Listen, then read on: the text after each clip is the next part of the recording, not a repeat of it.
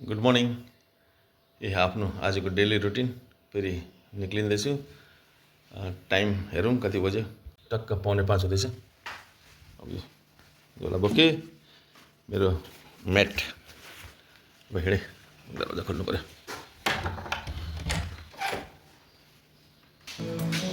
गाडी आराम गर्नुभन्दा अलिकति पुछपाछ गर्नै पऱ्यो है।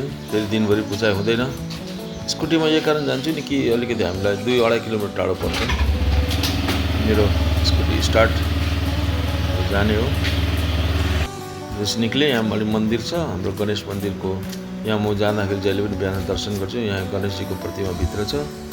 फेरि अलिक यहाँ शिवजीको शिवलिङ्ग पनि छ। बिहानै अवश्य नै यहाँ हामी बाहिर निक्लिनुभन्दा पहिला ढोक गरेर निक्लिन्छौँ। मेडिकल अटो स्ट्यान्ड मोड, यहाँबाट राइट टर्न गर्नु छ। मेडिकल मोड, यहाँबाट फेरि अगेन राइट टर्न गऱ्यो। यो भित्र पस्यो हामी। सर्भिस रोड पारिपट्टि तपाईँले जो देख्नुहुँदैछ यो चाहिँ एमबिडी लाइट, सन्यासी मन्दिर, बिहानै दर्शन, एमबी फर्चुन, दुर्गा मन्दिर आइपुगे। यहाँ पनि ढोक गर्छौँ। आज यहाँनिर आजबाट सुरु छ भगवद् गीताको पाठ। फेरि अगाडि बढेँ, यहाँ बिएसएफ क्याम्प हेडक्वार्टर है। अगाडिबाट फेरि यहाँबाट हामीलाई फ्लाइओभर पनि जानु छ, त्यही कारण म राइटतिर पसेँ। हुन त यो रङ साइड हो, तर यहाँबाट अलिक सर्ट पर्छ र म यताबाट हिँडेको।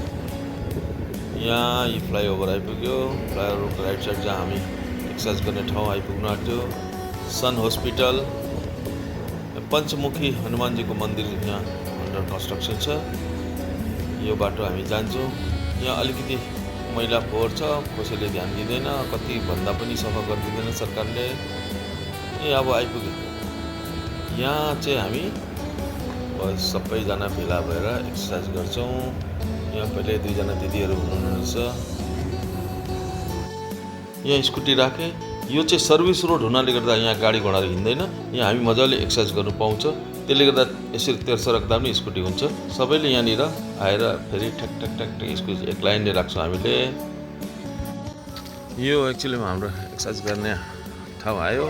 बहिनी मर्निङ मर्निङ परे हाम्रो तारा बहिनी आइपुग्यो। वकिङ सुरु अब यहाँबाट। के हो आज बिहानको मेरो सुरुवात तपाईँहरूसित सेयर गरेको ठाउँ त त्यही हो, हरियो परियो। अलिकति वकिङ गर्दैछु अब। ल सी यू।